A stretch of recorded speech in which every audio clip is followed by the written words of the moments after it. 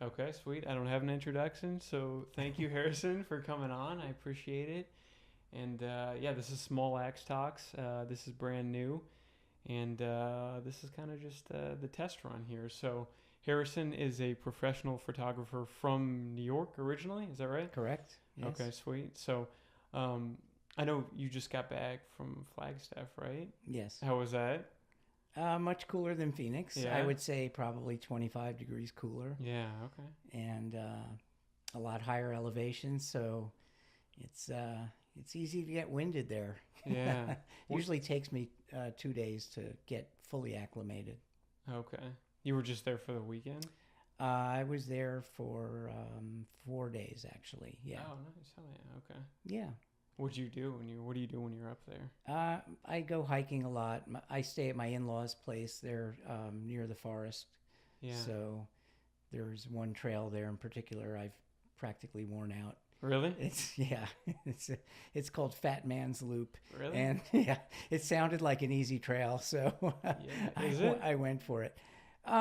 It's not as easy as you might think because of the altitude.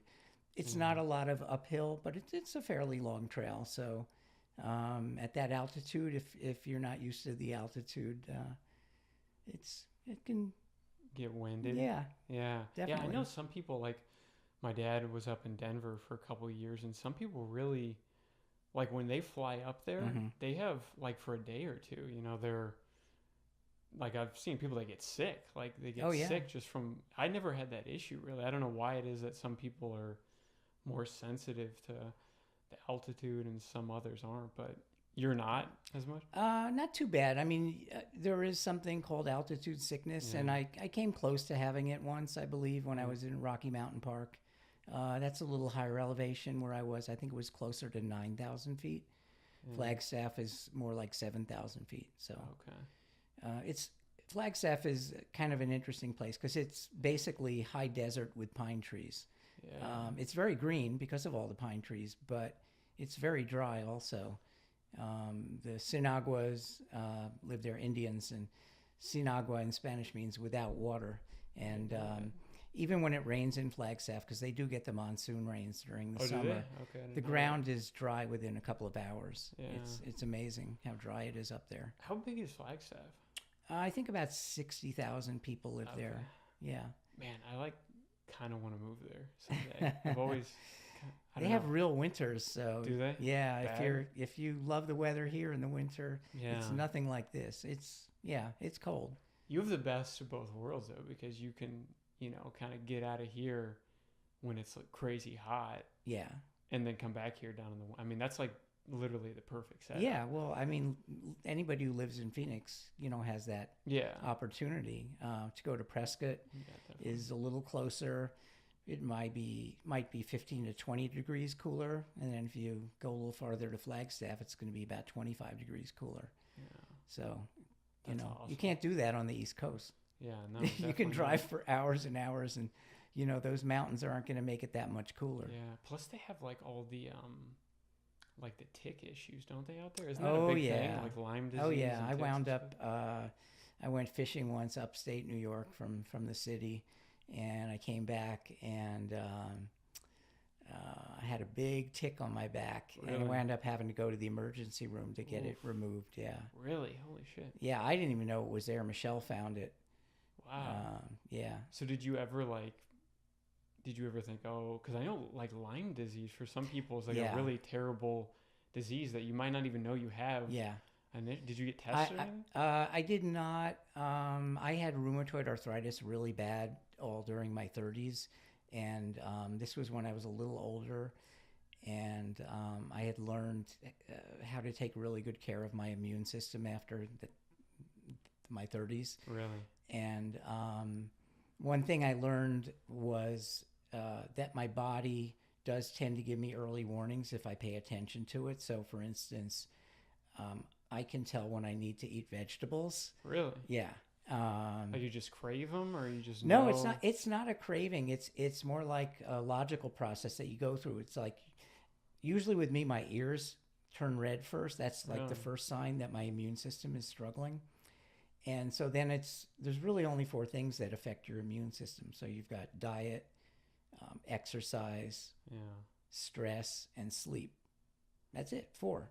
So it's one of those. Usually, if you're feeling run down, it's because of one of those four things. So, Yeah. I can look at, have I gotten enough sleep, Yeah.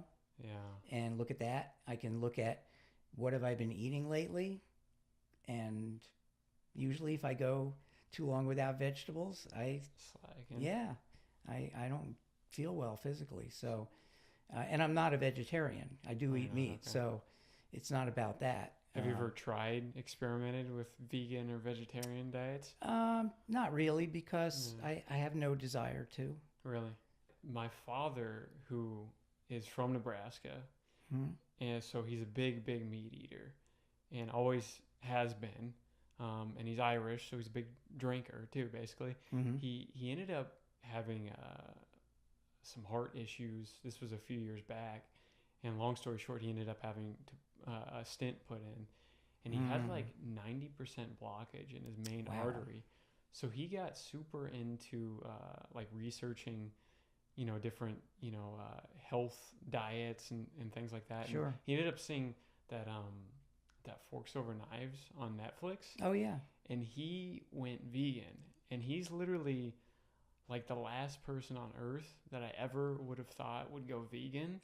And he definitely saw some serious positive results from that. And I've always been pretty like aware of being or trying to eat healthy foods, and just trying to eat healthy, not fast food and garbage like that. I mean, I did when I was growing up, but as soon as I got into high school, I was definitely more aware of it. But he saw some serious, I think he lost like 30 pounds.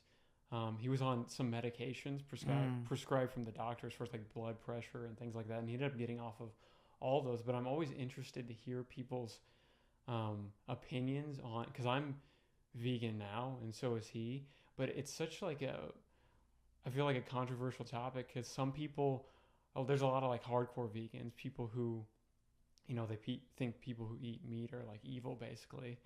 And then there's a lot of people, I think, who are vegans like me, who, like, I'm not 100% strict on it. Like, I'll slip up at a restaurant and they might have cheese or something like that. Sure. I definitely try to stay away from the meat, but I feel like for me, maybe not for everybody, but for me, it works. And I know that's definitely like a controversial thing out there, as far as like people thinking like, hey, like you have to have meat in your diet, and if you don't, then you're not healthy. I don't know. So, but you've never been interested to just try it to see how it would work? Well, I actually, when I first came down with rheumatoid arthritis, and it was quite bad. I had several root canals, and I had never had one before, and I had, I think, 3 or 4 of them within a few months. Jesus. And so my endodontist, after the 3rd or 4th one, looked at me and said, "Harrison, what's happening with your teeth?" And I really hadn't opened up to anybody about the disease up to that point. Well, at first they thought I had a flu. They didn't even diagnose it correctly at first. But then I got diagnosed, but I kind of broke down in the dentist chair and said, it's not just my teeth, it's my health. I feel like a 90-year-old man, and I'm only 31. Wow. I don't know what to do. And he told me about his sister, who had been in remission from cancer, and she had taken on a macrobiotic diet, and so I thought, I was desperate. I thought, well, I'll try anything. You can throw anything at me, I'll try it. Because I remember prior to that, when I was in Philadelphia, I was shooting fashion for the department store there, and some of the models were on macrobiotic diets. What is that exactly? I don't even know what that is, honestly. It's very trying to balance the yin and the yang in foods. Okay. So, for instance, red meat would be very yang. Okay. Don't quote me on this, because I don't eat macrobiotically anymore. I haven't for many, many years, and I'm healthy. Yeah. But in order to beat that disease, that's the tack that I took. So, and rice is the most balanced food, according to that to macrobiotic theory. And so I ate a lot of rice at first to get my system balanced, because I used to eat a lot of junk food. Yeah. You know, I only had 20 minutes lunch break. So I'd go across the street from where I was working, and it was a tavern, and I'd get a cheeseburger, you know, and it was probably low grade meat. And I was eating that day after day after day. But tasted amazing. So, but I don't feel like eating red meat every now and then is going to really affect me. I mean, it's probably not the best thing for me, but, you know, if you don't do it often, I think, at least in my case, I seem to be okay. Yeah. So macrobiotics, you want to learn which foods are yin, which are yang, and try to keep kind of a balance. And then if you have a lot of rice, in particular brown rice, as the foundation of your diet, and if you think about it, a lot of cultures who don't have a lot of heart attacks and so forth, Asian and Latin American, have rice as a big part of their diet. Yeah. So, I mean, it's sometimes it's hard to go to a Mexican restaurant and not really have some kind of rice. And certainly Asian restaurants, the same thing. Yeah, so I love rice. These are time-tested foods. Yeah. That's why I feel like it's so weird about the U.S. is because I grew up, like when I grew up, I mean, I ate, you know, McDonald's and Burger King, and I mean, that all kind of originated here.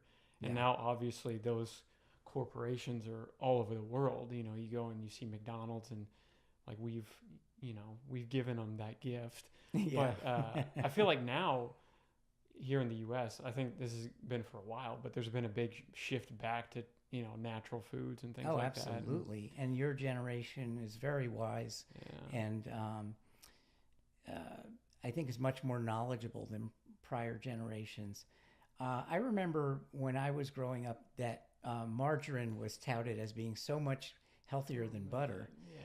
And, That's you know, so a lot bad. of people believe that. I did not believe it. Really? Yeah. I didn't love the taste of it either. It tasted sort of weird to me. And of course, I love butter.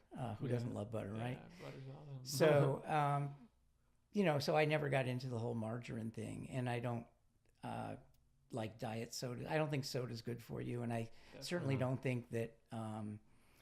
Although there's a lot of research that says sugar's bad for you, I think that a lot of these sugar substitutes are probably worse. Oh, hell yeah.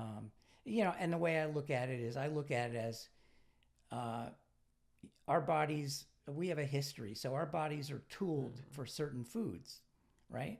Yeah. They weren't tooled based off of your margarine. Our ancestors did not eat margarine. Yeah. Okay, so they did eat butter, and milk products and so forth, and veggies and so forth. So, you know, all the stuff around the exterior of the supermarket is the good stuff, the healthy stuff. The stuff on the interior usually is the stuff with lots of additives and chemicals and that's interesting. I've so never forth, preservatives. heard that. Yeah, all the fruits and vegetables, aren't they almost always around the Yeah, exterior of the, except in Sprouts. Sprouts has some of it in the middle. Interior. Yeah, that's true. But if you go to, you know, most supermarkets, the stuff on the exterior is the real food. Yeah. So do you cook? Do you cook a lot, or I know you. Don't you? I consider myself a good but very limited cook. Yeah. So what I cook well, but I really need to expand my repertoire quite a bit. Yeah, that's okay. Yeah, I've gotten back into grilling. You know, I feel more like a real man. You know, meat, grilling some meat. Yeah, grilling some meat. Usually chicken, really, or fish. Yeah. Yeah, sweet. It's awesome. so hard to grill though this time of year in Phoenix. Yeah, because it's hot as hell. Yeah, it's the last. It's hard to do anything. Last thing you want to do when it's 109 degrees is go out and grill. I feel like we're so the summers are bad here, but if you can get away a few times, absolutely. And then 8 months out of the year, it's like freaking. It's pretty awesome good. Here. Yeah. I'll tell you what, I'm seeing a lot of California plates for sure, more and more California plates. So. Yeah. I don't know if there's just a ton of people moving here now, or it's expensive and half the state's on fire. So. Yeah. Doesn't sound like a place I would want to be. That would probably do it. Yeah, I don't know. Interesting. Very interesting. So I know you're originally from New York, right? Correct. So how long in total did you live in New York? I mean, what's kind of your I grew story? up there, and then I went away to college in Pennsylvania. I went to Penn State, and then went to graduate school at Temple University in Philadelphia, and was a school psychologist for 8 years, and then realized that really wasn't the good fit for me. Why is that? Well, you're kind of a necessary evil. It was a very new field at the time, so it was kind of exciting. When was this? Sorry. This would have been like around 71, 72. Okay. Yeah, 73, 74, I'm sorry, by the time I got out of grad school. Okay.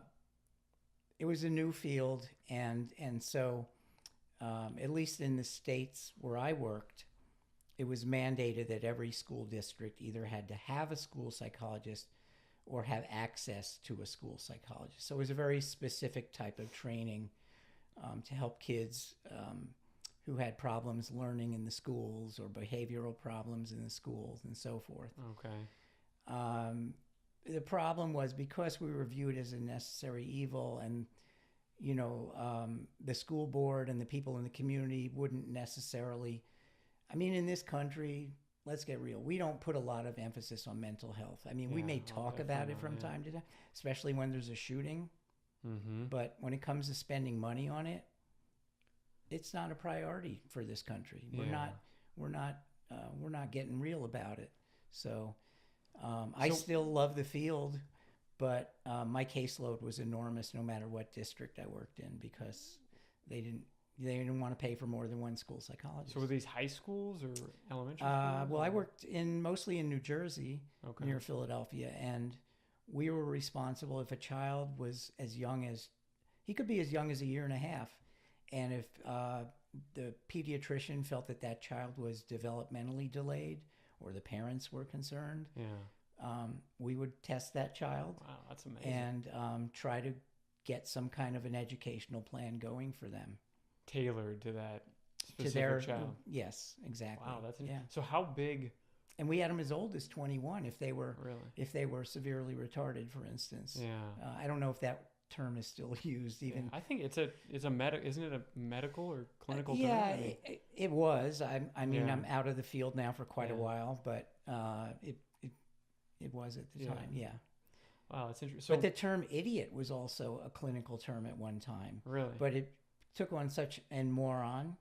Those were clinical terms originally for psychologists and doctors and so forth. So, but they took on such a negative connotation that the general culture would pick up these terms and use and abuse them. And so, then they had to come up with newer terms that seem more neutral. Yeah.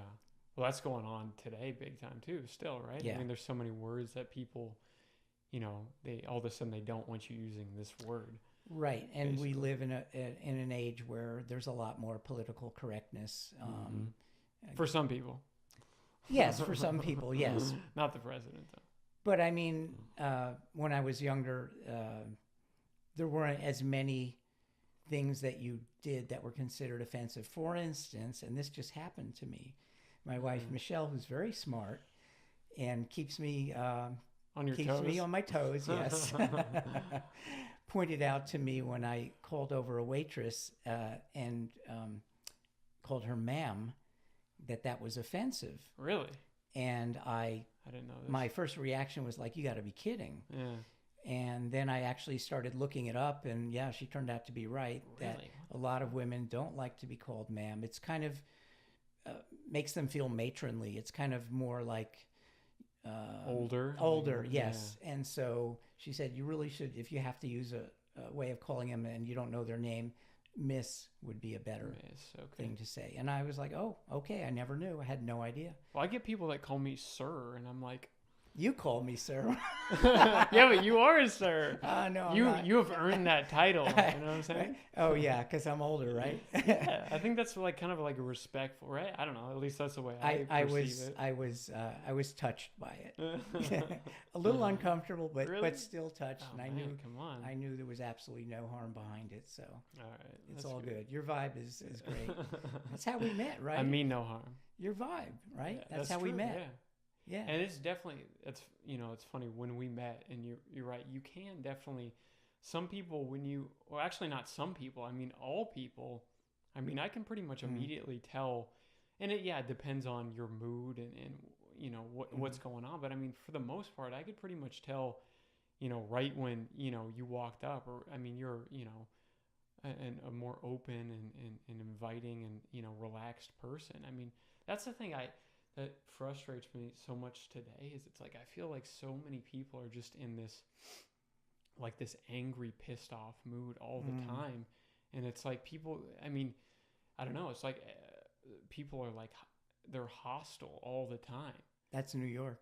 Really? Well, no, not all the time, but there is quite a bit of that. Well, there's so many people that you kind of have to be that way, and, right? And when you're out in public in New York, the last thing you want to do is make eye contact with another human. Really? And that's one of the reasons why I finally left. I really felt dehumanized living there.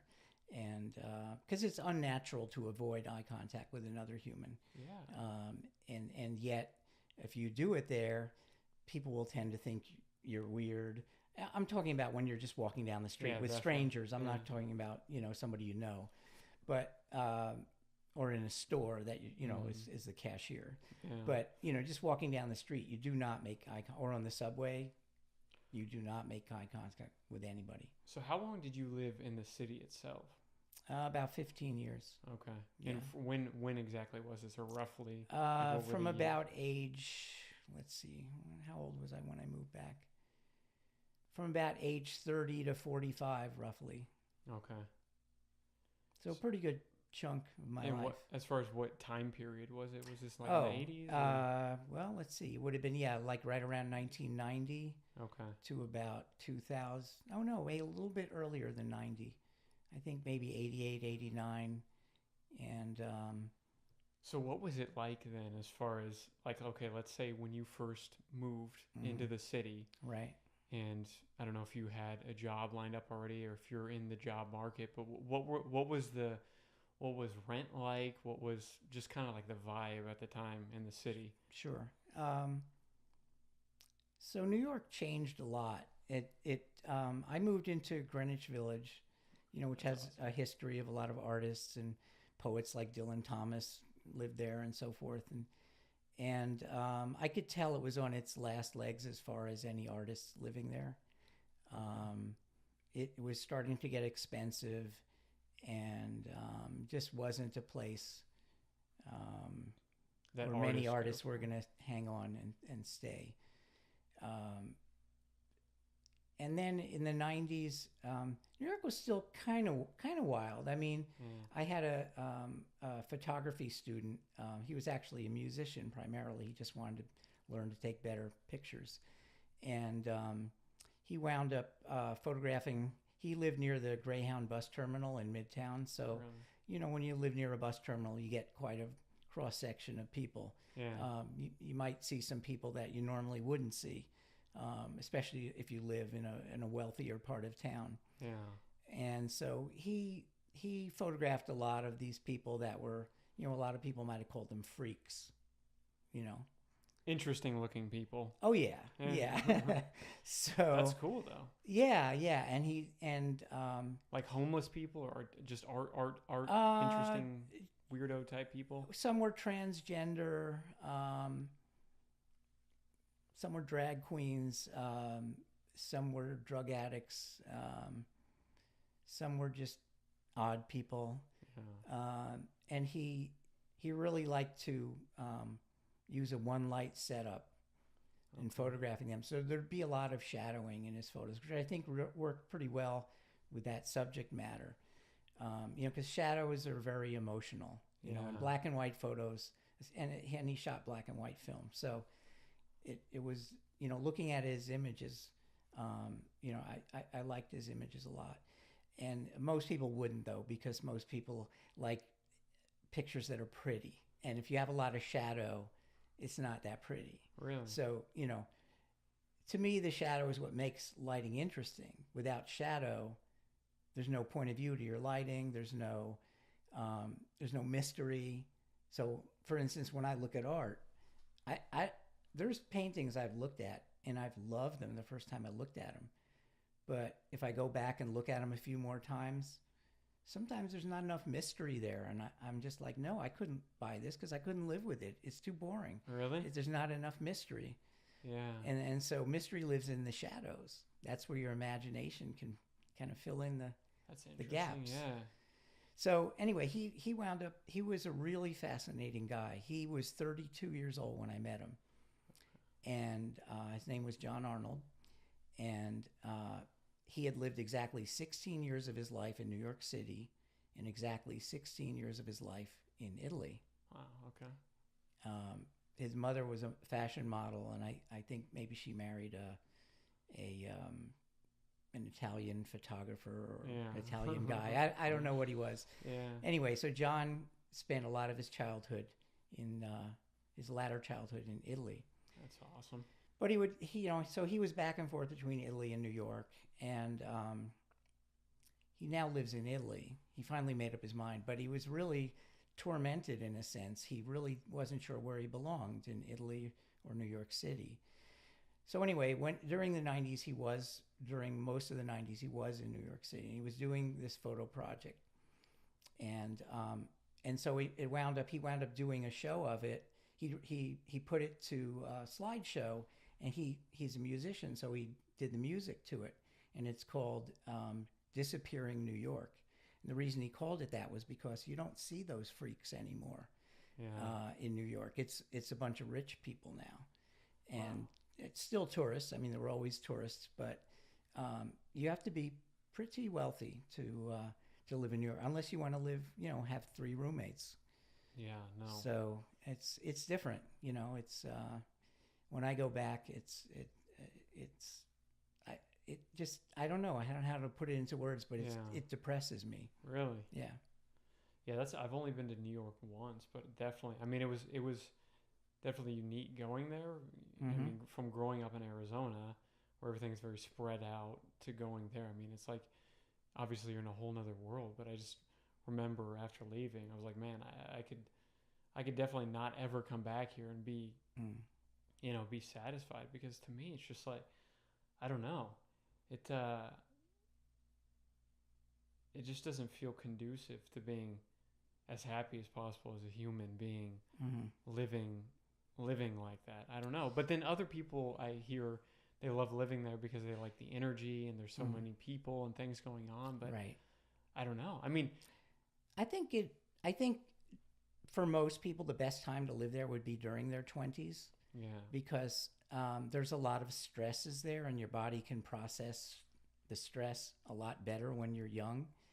And also things that might annoy you when you're older. Maybe you haven't experienced them long enough yet. But I remember growing up in and around New York, it was a dirty place. It was really dirty. And of course there was industry there too. There were factories and whatnot. Yeah.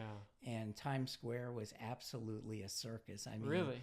Oh my God. Yeah. Really? Yeah. Well, because when I went there, it was boring. I mean, there was like nobody there. Yeah. Well, most of New York now is boring. Wow. But growing up, that was where drug deals were done. That really? And near NYU at Washington Square Park, there were constantly drug deals going down. So, New York was kind of a scary place, but you could live cheaply there. Now that'll never happen again. I don't think. In places like, same thing with San Francisco. Yeah. And I don't know. I mean, that's the interesting thing about just like humanity itself. And I mean, you think about it, places like New York or San Francisco, these big cities, I mean, that concept is not that old. So it's like, who knows if that's really going to work out, I mean, it could end up like Detroit, where 100 years from now San Francisco's totally abandoned, or I mean, I don't know, I have no idea, but it's just, to me, I feel like, I don't know, things moving forward, if everything works out, I just feel like people, or maybe this is just me, I feel like it makes me or people happier having more space and being more connected with the environment. I know that's a big thing that keeps me sane in my life, is just being able to go out and go on a hike, or like just listen to a bird, or like stare at a tree. Absolutely. Phoenix has a lot of birds. Have you noticed? Yeah. Hummingbirds. I've never been to a place with more birds than Phoenix. It's awesome. It is pretty awesome. And we get these they're called peach-faced lovebirds, show up in our backyard from time to time. And the story is that supposedly somebody had a wedding and released a couple of them, I don't know how many, and they took off and they thrived. and now there's In the a lot wild. of them. Yeah, Yeah. they tend to. A lot of times they nest up in high palm trees, but we have them. We don't have any palm trees, and we see them in our backyard too sometimes. That's awesome. They're like little parakeet-sized, Yeah, really? I don't know colorful. if I've ever seen. Really? Yeah, Oh, their shit. their face is kind of orangey, and the rest of the body's green. I don't think I've ever seen those before. Oh yeah, That sounds yeah. awesome. I think they're more like in my neighborhood maybe Yeah. than up here. You have the bobcats. Have you imagined a comparison? No, I'm just joking. You have the bobcats, bobcats, up yeah. here. See, we don't have the bobcats, although 2 foxes were seen in our neighborhood Foxes, recently. really? Yeah, a gray fox, a kit fox, and then some other kind. That's so awesome. Yeah, I love seeing, I love seeing wild animals, stuff like that. It just, you forget about it. Like, Right. very quickly, you forget about all that stuff. And that's why I think it's even more crazy amplified in a city like New York. I mean, you're locked in this, Right. concrete box, this place, and everybody's trying to make enough to survive. And Right. I don't know, it just seems totally crazy to Yeah, me. and you can pay a ridiculous amount of rent Yeah, for a pretty undesirable apartment I'm there. sure. We had a friend. I know she made over $100,000 a year, and she lived in a 5th floor walk up. And in her bathroom, you had to step over the toilet to get to the bathtub.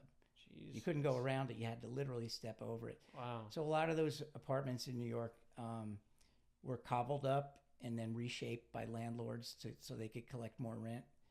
So another Okay. friend of mine, he lives in a walk up and he owns it. Yeah. And I think it's a 4th floor walk up. And Is that the ones with the elevators? That the big No. elevator? Oh, okay. What are those? I thought that was what's well, a walk up? doorman build a walk up is there's no elevators. Oh, You have to there's no- walk okay. up to your apartment. So Okay. you could be on the 3rd floor, the 4th floor. I lived Yeah. in a 3rd floor walk up for a while, Wow, Jesus. but I also lived in a doorman building for a while, so I got to experience both. That's awesome. Yeah, it was better. Yeah. Yeah. So yeah, it's weird though. At Christmas time, you get a notice about all the people that work in your building, and you might only know like 4 of them, Really? but there's 50. Oh, wow. And they all expect a Christmas tip Really? of $20 or more. Yeah, and if it's like one of the main doormen or the main janitor guy, That's interesting. the super, it's more like a $50 tip. And I'm saying $50 back in the 90s. So that's I don't know what it would be 100 now. or $200 today or Maybe, whatever. I don't know. Yeah. Yeah, but yeah, That's it's interesting. It's pretty wild, kind of being there. But I don't think it's a good place to live. Could be a good place to build your career if you're in your 20s and you're in certain fields and you need to be in a place like New York. Yeah. But other than that, it's pretty tough because I agree with you. I think being connected with nature is important. Yeah. And although New York has Central Park, it's not near a lot of people in the city. And even within Central Park, it's okay, but it's not the same as going into the mountains in Arizona. Yeah, definitely. That's interesting. So when did you move? When did you leave? I left shortly before 9/11. Oh, wow. Yeah. Okay. So we had the last apartment that Michelle and I lived in was on East 44th Street. So it was half a block from the United Nations. And I didn't, prior to 9/11, I don't think many people understood how hated our country it was and is. Yeah. Now I think it's even more hated. Really? But that's a whole other conversation Yeah. if you want to go there. But Well, I definitely didn't. I didn't realize that there were, yeah, organizations out there that, would do something like that because they hated our. So we had, this was prior to 9/11, about a year or two prior. We started getting these bomb threats on our block. And, Really? Finally I asked one of these guys with the bomb sniffing dogs and the headset, hey, what's going on? Why do we have bomb sniffing dogs on our block? He said, well, because you're near the UN. And I remember my first reaction was, the UN? That's crazy. Yeah. First of all, they're good guys. And second of all, they can't ever decide on anything. That's a waste of a bomb. You're just wasting your bomb. Jesus. So, but we were all kind of naive back then. Wow. So you left right or close Shortly then? before, yeah. Yeah, the bomb threats was one of the things that was getting to me. I remember another time I was sitting out at a cafe and bus fumes just blasted us, Oof. Right in the face. That'll ruin the mood for sure. So did you move to Arizona, right?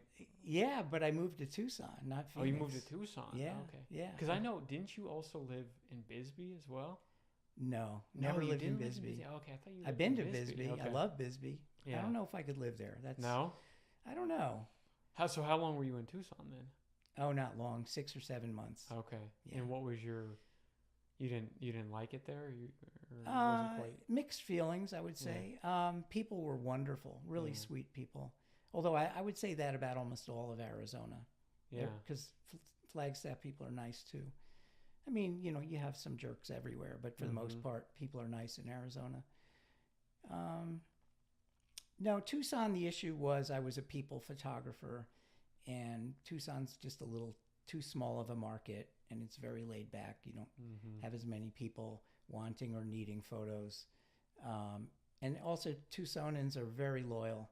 And so there were 2 or 3 embedded photographers there who everybody used and loved, and they were quite good. So it didn't seem like it was a good place for me to hang around. I was getting kind of depressed because I wasn't busy enough. Yeah. Wow. Okay. So then you came to Phoenix after.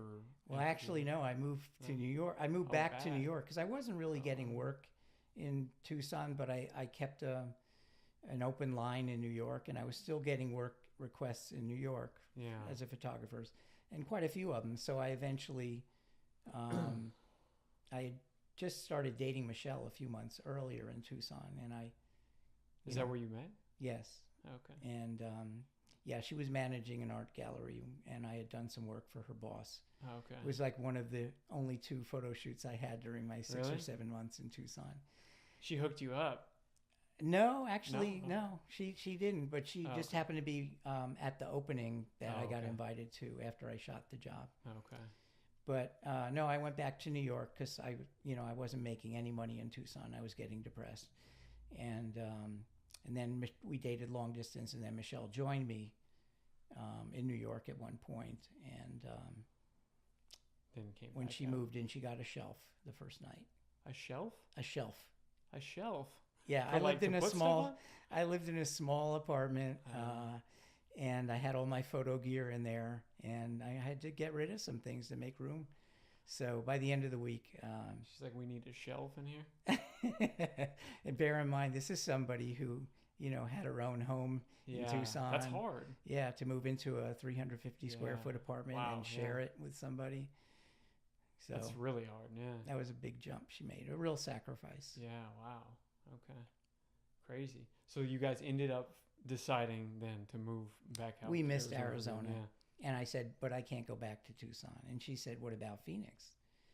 And I said, well, I don't know. Nobody in Tucson ever said anything nice about Phoenix. So I really don't know. I don't know anything good about it. Maybe, you can tell me. She said, well, during my high school years, we lived there. And I think you should go out and check it out. And I'll go with you and, spend a week out there and see what you think. Make up your own mind. So I'm like, okay, sure. I'd like to be back in Arizona. I miss it. Yeah. I really don't want to stay in New York any longer. I'm kind of over it. So we did that. We came out, and I loved it right off the bat. Yeah.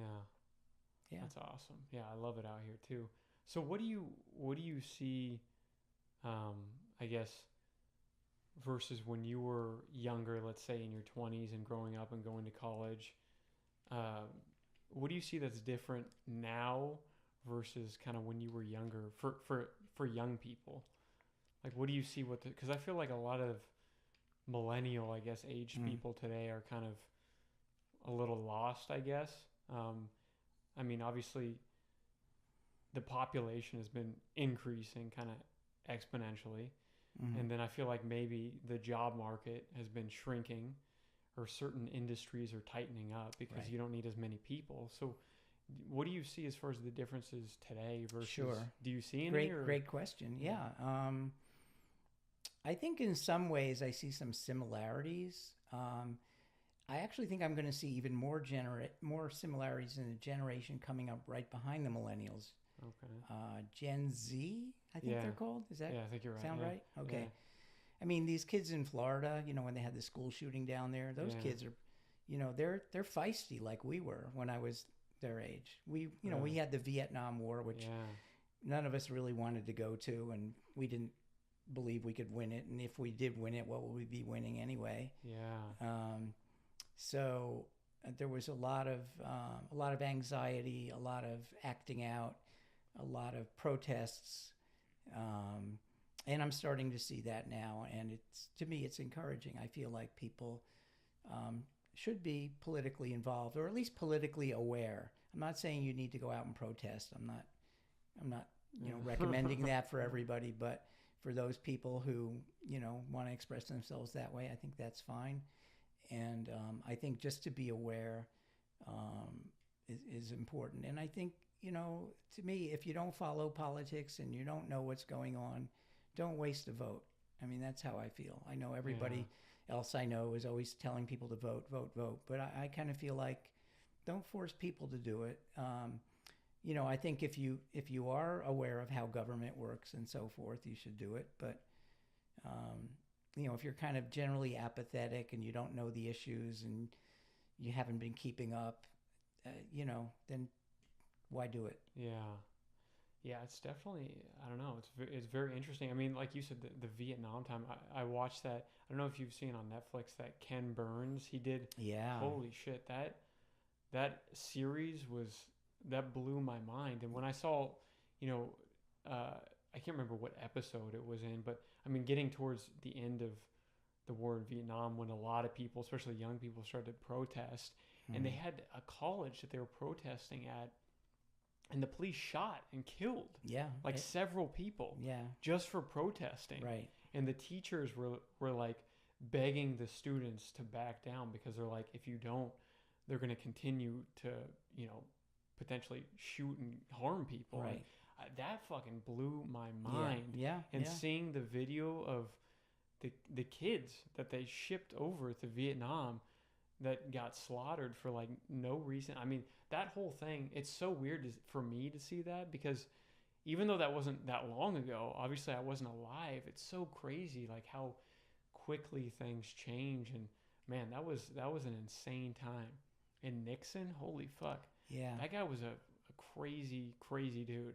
Yeah. Super crazy. Yeah. We have someone kind of crazy now. Yeah. That's true. That's very true.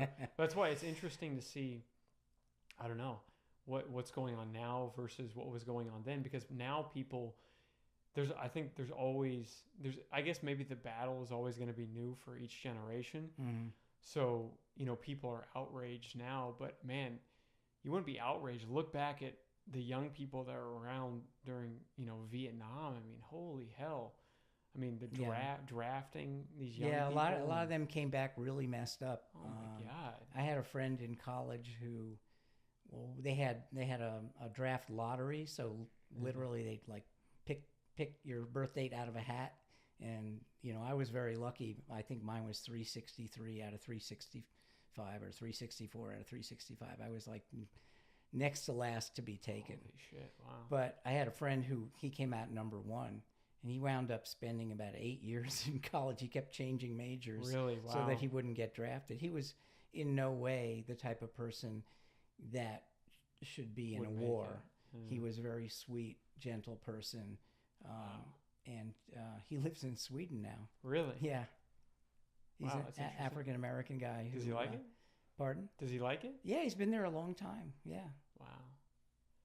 Yeah, it's super, super crazy. I mean, just the whole concept of forcing people to go, but get killed for some really reason you don't even know why you're over there is right. Craziness, total craziness. Yeah. Wow. But I feel for your generation in the sense that I think the job market is tighter, it's narrower. Definitely. There are some good paying jobs. A lot of them are tech. Mm-hmm. There are some others, but... and so I think what's happened is a lot of people in your generation have become entrepreneurs. Yeah, because you have to, basically. Yeah, to survive or to, follow your passion or survive, or a little of each. And I kind of like seeing that. I'm a little overwhelmed by how many new businesses there are sometimes, but they come and go quick.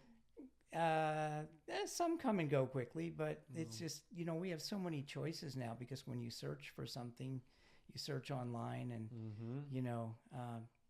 it's like there's endless choices in many cases. Yeah, definitely.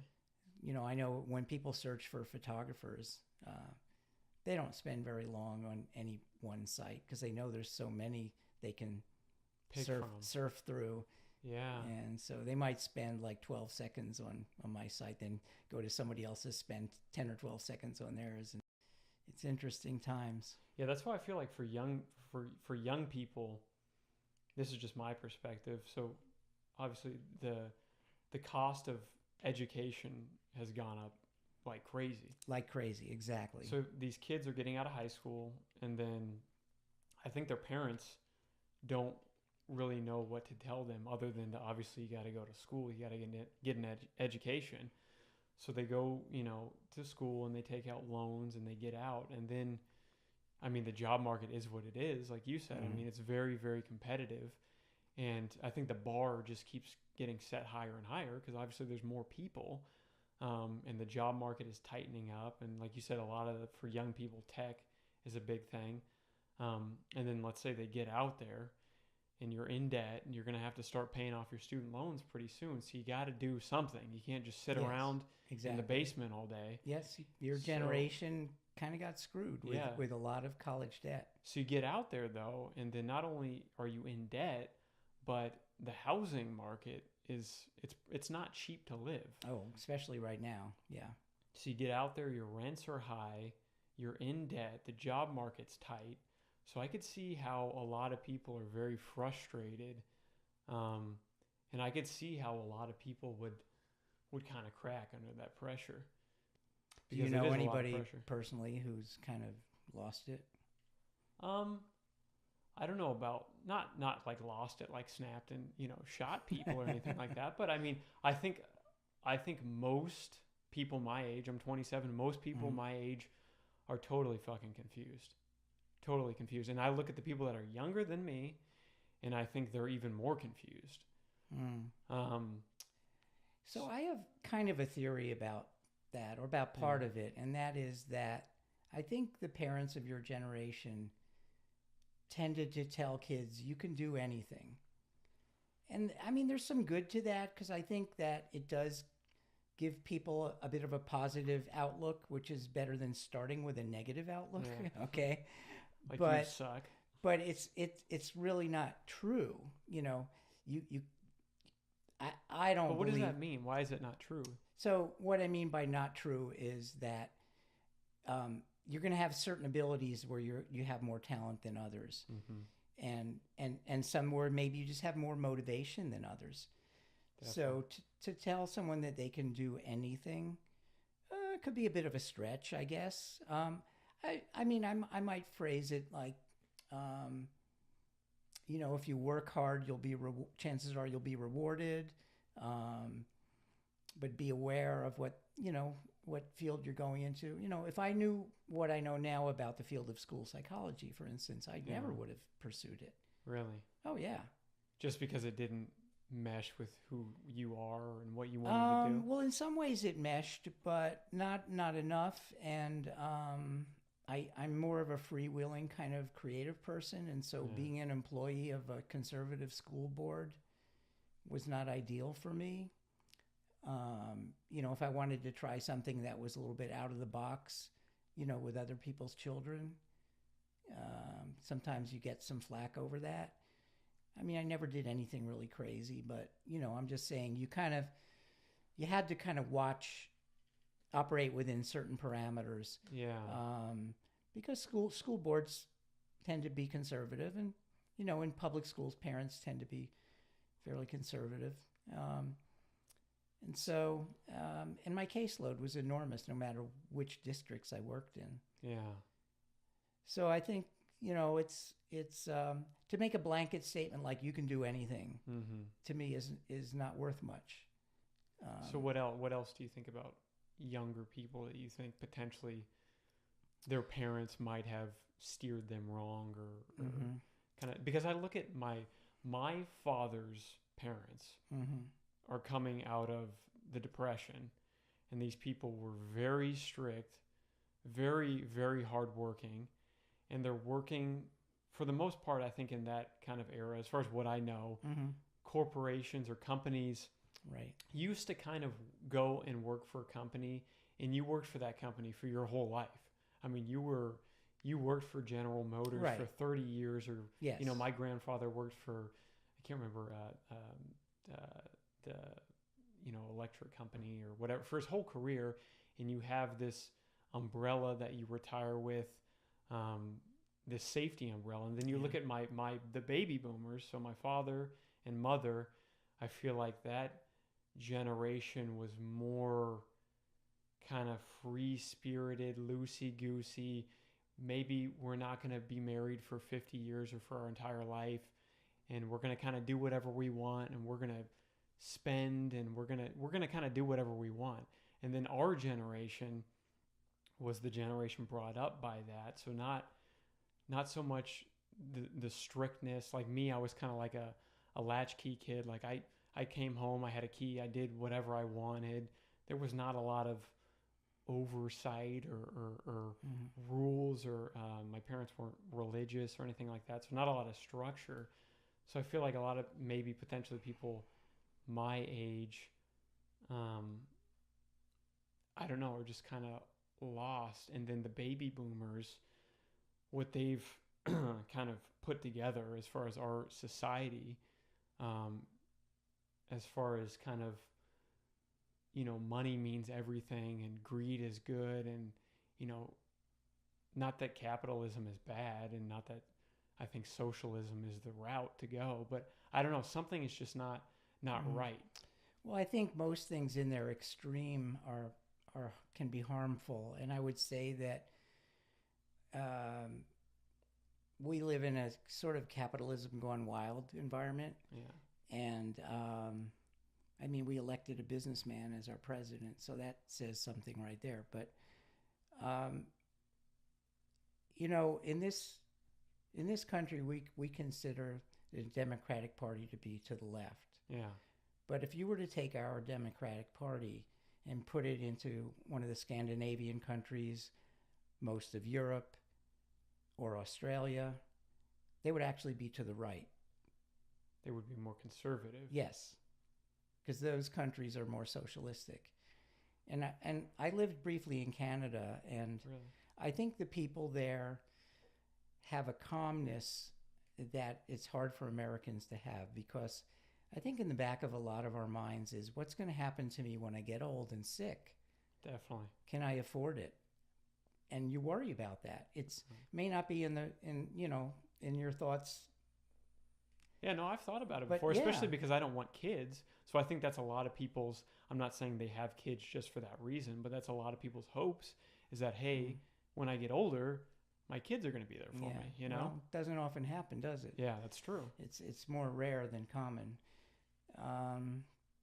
Yeah, but a lot of people live on hope, right? So, you know, you were talking about New York City earlier, and I came to believe that, I think there's a New York myth, a New York City myth, okay? Really? And basically, if you live there, you know, chances are, as you said, I think we have a better life here. And Definitely, much better. And so you start to rationalize the longer you live there, because, you know, it's really not that great. You're overpaying for everything. The air you're breathing's not that good. You don't have access to nature and so forth. So you begin to rationalize. You begin to come up with reasons why, you know, because you don't want to look in the mirror and say what a dope you are, right? Yeah. So you wind up rationalizing. And I found, even for myself, even though growing up in New York, then moving away to Philadelphia in my 20s and coming back, you know, it wasn't it was never a magical place for me. But, you know, I knew about the New York myth, and I actually wound up buying into it gradually, because I could tell by the time I left, it was sort of hard for me still to leave, even though, even though I knew I could really not come up with an honest, good reason to stay there. Because it might still happen.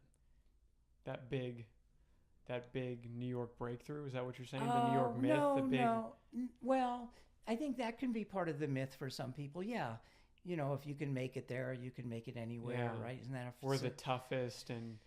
Yeah, and part of the New York myth is also that if you want the best of whatever it is, you get it in New York. Yeah.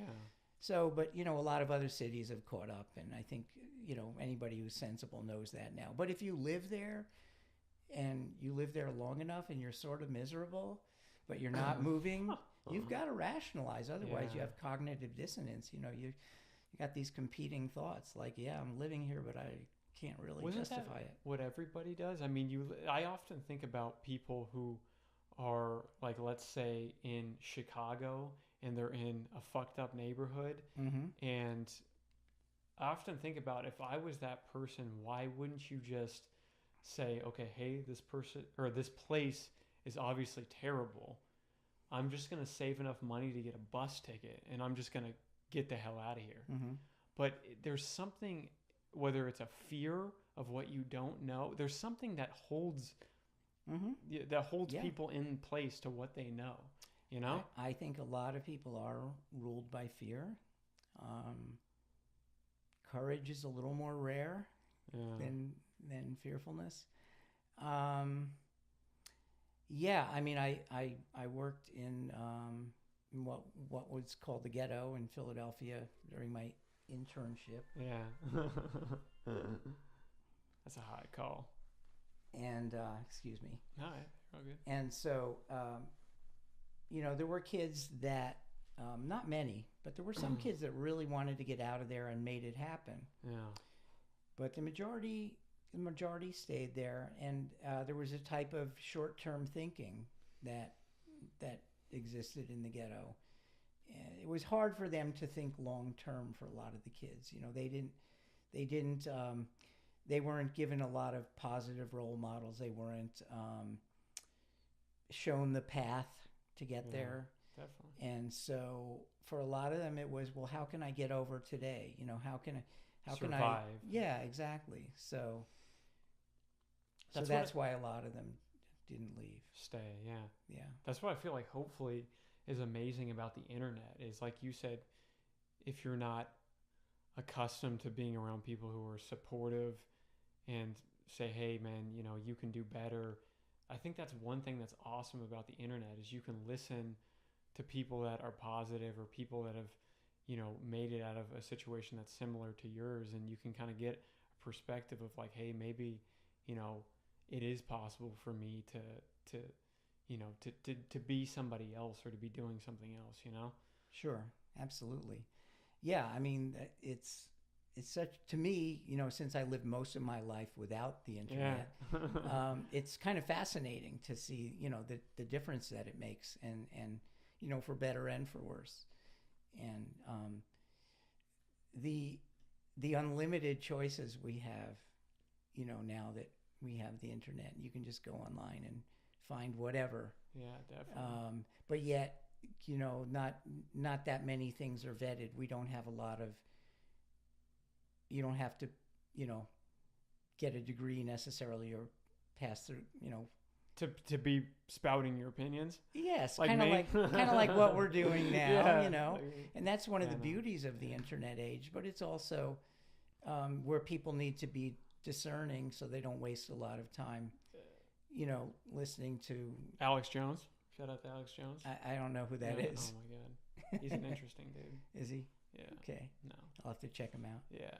Yeah. No, I think you're totally right. But that's the thing too. Is I think another thing about young people again, and getting caught up in, okay, I need a degree, and then maybe I need a master's degree, or just because you have a degree doesn't necessarily mean you are qualified for whatever it is that you're talking about or you're doing. I feel like that's another huge problem with the universities. It's become just a big business, and that these degrees that they're giving kids, they're not worth shit anymore.